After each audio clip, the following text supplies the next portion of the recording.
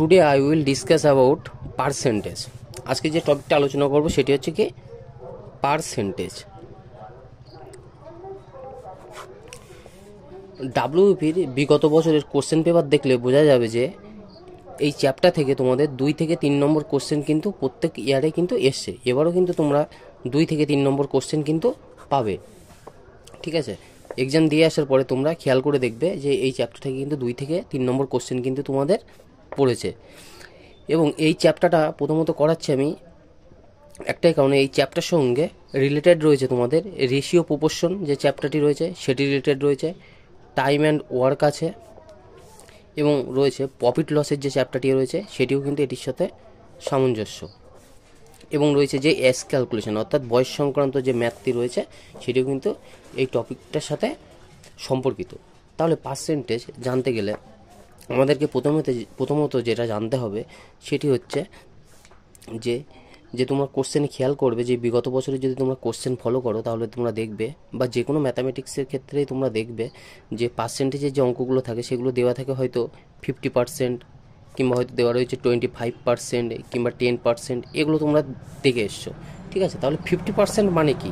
এই যে 50% যেটা দেওয়া থাকে এটা আমাদের জানতে হবে কি এটা পার্সেন্টেজে দেওয়া আছে, এটার ফ্র্যাকশন কত হয় সেটা আমাদের জানতে হবে। অর্থাৎ এই যে 50% এটি যদি আমরা টাকায় পরিণত করি তাহলে কত টাকা বা কত প্রফিট বা কত লস এটা কিন্তু দেওয়া থাকে আমাদের পরীক্ষার ক্ষেত্রে। তাহলে যদি এই 50% লেখা থাকে কোথাও, তাহলে যদি আমাদের এই 50%টাকে আমাদের যদি ফ্র্যাকশানে বিভক্ত করতে হয় তাহলে এই পার্সেন্টেজটাকে কিন্তু আমরা এখান থেকে হাটিয়ে দেবো, দিয়ে এখানে কী দেবো 50 কত চলে আসবে 100, তখন কিন্তু আমরা কাটাকুটি করলে চলে আসে আমাদের কত 1/2।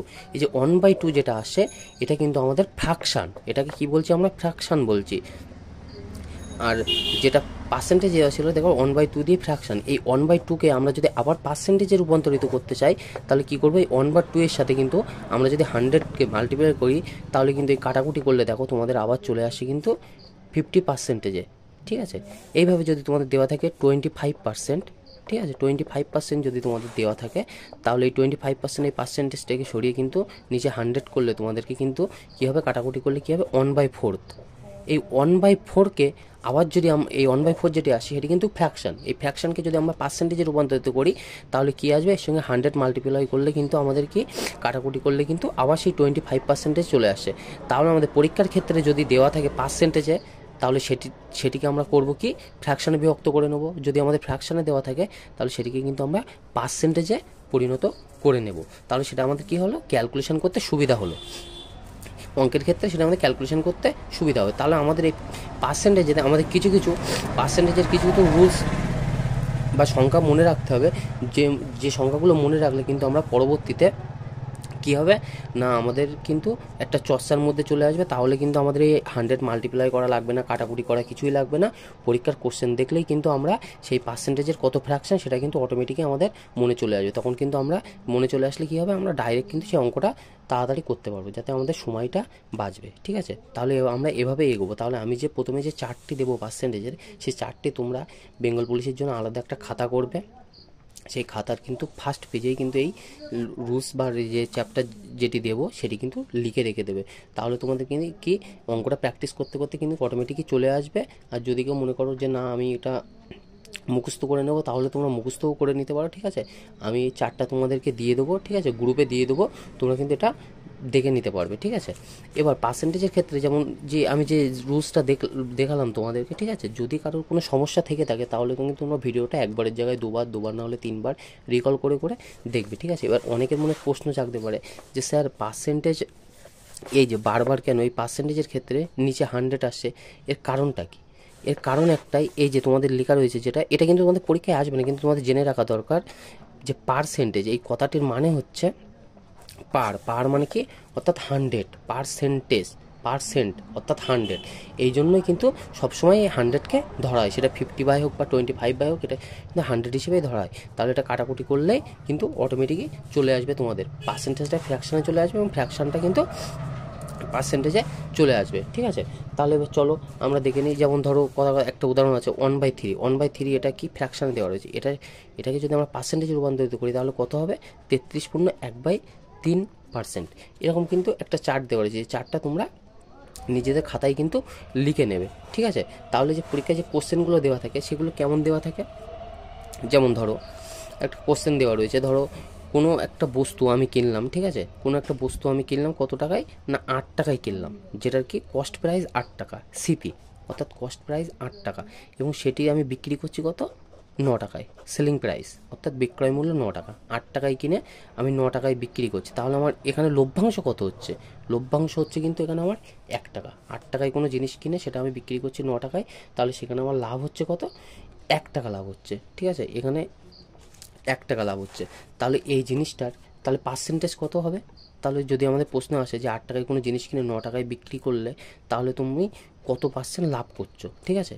এখানে টাকা হিসেবে আমরা দেখছি আমরা কিন্তু লাভ করছি 1 টাকা, কিন্তু আমাদের সেই যে কত পার্সেন্ট লাভ করছো, অর্থাৎ এই 1 বাই এই যে 1 টাকা লাভ করছে, আর যেটা কস্ট প্রাইস, এই কস্ট প্রাইসটা নিচে চলে আসবে, সে 1/8, অর্থাৎ মানে 1/8 মানে কত হচ্ছে 12.1/2%। এটা কিন্তু আমরা লাভ করছি, এটা কিন্তু আমরা যখন 1/8 মানে হচ্ছে 12.1/2%, এটা যখন জেনে যাবো তখন কিন্তু আমাদের কাটাকুটি করার কোনো দরকার নেই, ঠিক আছে, তখন কিন্তু আমরা অটোমেটিকই আমরা জেনে যাবো, তাহলে আমরা ডিরেক্ট অ্যান্সারটা লিখতে পারবো। আবার এই 12.1/2%, এটা এখানে থেকে যদি বলতো যেটা কত টাকা লাভ করছি, তখন সেক্ষেত্রে কী হতো, এই পার্সেন্ট হাটে গিয়ে কিন্তু 100 মাল্টিপ্লাই হয়ে কিন্তু 100 বাই হয়ে কিন্তু এটা কিন্তু ফ্র্যাকশানে রূপান্তরিত হয়ে যেত, ঠিক আছে। এবার অনেকের মনে প্রশ্ন জাগতে পারে যে স্যার এই কস্ট প্রাইস কেন সবসময় নিচে আসবে, কস্ট প্রাইসটা নিচে আসবে একটাই কারণে, যদি আমরা কোনো বস্তু কিনি সেই বস্তুর উপর আমরা কত টাকা লাভ করছি, সেক্ষেত্রে লাভ করছি সেটা জানতে গেলেও কিন্তু আমাদের কস্ট প্রাইস জানতে হবে, যে 8 টাকায় কিনে আমরা 9 টাকায় বেচছি মানে 1 টাকা লাভ করছি। আবার যদি 8 টাকায় কিনে আমরা 7 টাকা বিক্রি করি তাহলে আমাদের সে কিন্তু 1 টাকা লস হচ্ছে, সেই লসের ক্ষেত্রেও কিন্তু আমাদের সেই কস্ট প্রাইস কত সেটাও জানতে হচ্ছে।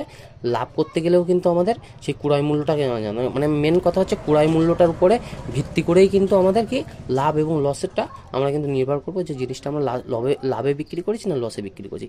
এইভাবে এই জন্যই কিন্তু তোমাদের পার্সেন্টেজটা জানতে হবে। ধরো আরেকটা প্রশ্ন থাকলো, কোনো বস্তুর হচ্ছে সেলিং প্রাইস দেওয়া রয়েছে কত, অর্থাৎ বিক্রয় মূল্য দেওয়া রয়েছে মনে করো 2114 টাকা, এটা সাপোজ এটা ধরে না, মনে করো 2114 টাকা সেলিং প্রাইস দেওয়া রয়েছে, ঠিক আছে।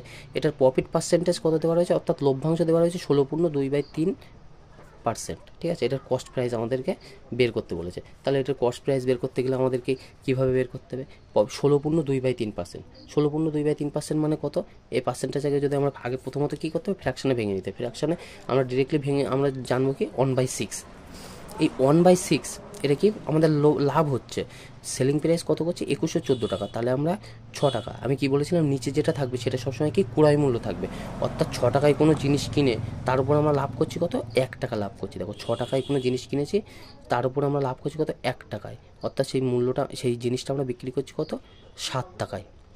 6 টাকায় কোনো জিনিস কিনে আমরা বিক্রি করছি কত, 7 টাকায়, অর্থাৎ আমরা এই 1 টাকা লাভ করেছি। লভ্যাংশটা দেখো ওপরে আছে, লাভ হলেও ওপরে থাকবে, লস হলেও ওপরে থাকবে, কিন্তু ক্রয় মূল্য যেটা সেটা সবসময় নিচে থাকবে। তাহলে 6 টাকায় কোনো জিনিস কিনে আমরা 1 টাকা লাভ করে আমরা 7 টাকায় বিক্রি করেছি, তাহলে 1 টাকা আমাদের লাভ হচ্ছে, ঠিক আছে। কিন্তু আমাদের প্রশ্নে দেওয়া রয়েছে যে সেলিং প্রাইস অর্থাৎ বিক্রয় মূল্য 7 না হয়ে এটা কত হবে, দেখো দেওয়া রয়েছে 2100 কত টাকা, 14 টাকা দেওয়া রয়েছে, অর্থাৎ আমরা লাভ করছি কত, এর 3 × 21 অর্থাৎ 302 গুণ, বুঝতে পেরেছো, এখানে আমরা লাভ করছি কত, 302 গুণ, ঠিক আছে। কিন্তু আমরা এখানে দেখছি কি আমাদের হিসেবে দেখছি আমরা 6 টাকায় কোনো বস্তু কিনে 1 টাকা লাভ করে সেটা বিক্রি করছি কত, 7 টাকায়, 6 টাকায় কিনে 7 টাকায় বিক্রি করছি, অর্থাৎ 1 টাকা লাভ করছি। কিন্তু প্রশ্ন দেওয়া রয়েছে এটা 7 টাকা না, এটা হচ্ছে কি 2114 টাকায় বিক্রি হয়েছে, অর্থাৎ এটার 302 গুণ, ঠিক আছে। এবার তাহলে কস্ট প্রাইস কত হবে, কস্ট প্রাইস অর্থাৎ ক্রয় মূল্য আমরা জানি 6 টাকায় কিনেছি, তাহলে প্রশ্নর হিসেবে যদি যাই যে 7 টাকায় আমরা যেটা বিক্রি করছি সেটা 7 টাকা না হয়ে হবে 2114 টাকা, তাহলে 6 টাকায় আমরা কিনেছি সেটা 6 টাকা না হয়ে হবে কত হবে, এরও কিন্তু হবে 302 গুণ, অর্থাৎ কত, 3 × 6 = 18, 18 আর 6 × 2 = 12, অর্থাৎ 1812 টাকা, অর্থাৎ এটার উত্তর হবে 1812 টাকা। দেখো কেউ যদি বুঝতে না পারো তাহলে কিন্তু ভিডিওটি রিকল করে দেখো। আমরা কি বলছি, বিক্রয় মূল্য দেওয়া রয়েছে 2124 টাকা এবং প্রফিট পার্সেন্টেজ কত হচ্ছে 16.2/3%, কস্ট প্রাইস বের করতে বলেছে আমাদের। আমি কি বলেছি, পার্সেন্টেজে দেওয়া থাকলে সেটাকে আমাদের ফ্র্যাকশনে ভেঙে নিতে হবে, ফ্র্যাকশন দেওয়া থাকলে সেটাকে আমাদের পার্সেন্টেজে ভেঙে নিতে হবে। তাহলে এখানে দেওয়া রয়েছে আমাদের কি পার্সেন্টেজ, তাহলে এই পার্সেন্টেজ দেওয়া কত 16.2/3%, কিন্তু যদি আমরা এটা ফ্র্যাকশনে যদি আমাদেরকে ডিরেক্ট মনে না থাকে তাহলে আমাদের কি পার্সেন্টেজ সরিয়ে দিয়ে কিন্তু আমাদের সেই 100 কিন্তু তার সঙ্গে কিন্তু ভাগ করে নিতে হবে, ঠিক আছে। তাহলে এই দেখো 348 যদি 50/100, ঠিক আছে, সেক্ষেত্রে কিন্তু আমাদের চলে আসছে, ঠিক আছে। তাহলে আমরা সেইভাবে না করে আমরা কী করবো, আমরা ডিরেক্ট ফ্র্যাকশানে ভেঙে নিচ্ছি 1/6, ঠিক আছে। এটা হচ্ছে কত, 1/6। তাহলে 1/6 মানে কি, 6 টাকায় সবসময় বলেছি যে ক্রয় মূল্য সেটা কিন্তু সবসময় নিচে হবে। তাহলে 6 টাকায় কোনো বস্তু কিনে আমরা সেটা 1 টাকা লাভে বিক্রি করছি, ঠিক আছে। 1/6 ওপরে যেটা থাকবে সেটা হচ্ছে যে কোনো বস্তুর লাভের অংশ কিংবা লসের অংশ। তাহলে 6 টাকায় কিনে আমরা 1 টাকা লাভে বিক্রি করছি, মানে 7 টাকায় কোনো বস্তু বিক্রি করছি। কিন্তু প্রশ্ন দেওয়া রয়েছে যে সেলিং প্রাইস অর্থাৎ বিক্রয় মূল্য দেওয়া রয়েছে 2114 টাকা, অর্থাৎ 7 টাকা না হয় সেটা কত হবে, 2114 হবে, অর্থাৎ এটার কত গুণ, 302 গুণ, ঠিক আছে। তাহলে আমরা এবার প্রশ্নে চলে আসি। প্রশ্নে কস্ট প্রাইস চাইছে, অর্থাৎ ক্রয় মূল্য আমরা এখানে দেখেছি কি 6 টাকা, সেটা 6 টাকা না হয় কত হবে, এটারও 302 গুণ হবে, কারণ যেহেতু বিক্রয় মূল্য 7 না হয় 302 গুণ, প্রশ্ন হিসেবে 2114 টাকা, সেক্ষেত্রে এরও কস্ট প্রাইস কি 6 টাকা না হয় 302 গুণ, অর্থাৎ 1812 টাকা, ঠিক আছে। এই ভিডিওটা তোমরা এই পর্যন্ত খেয়াল করে দেখো, ঠিক আছে, 2-3 বার রিকল করে দেখো, কোনো সমস্যা হলে আমাকে জানাবে, ঠিক আছে। আর যে ফার্স্ট পেজে যেটা লিখতে হবে সেটা আমি তোমাদেরকে গ্রুপে পোস্ট করে দেবো, ঠিক আছে। আর কিছু কোশ্চেন দেবো যেগুলো তোমরা নিজেরা সলভ করার চেষ্টা করবে। আজকে এই পর্যন্ত।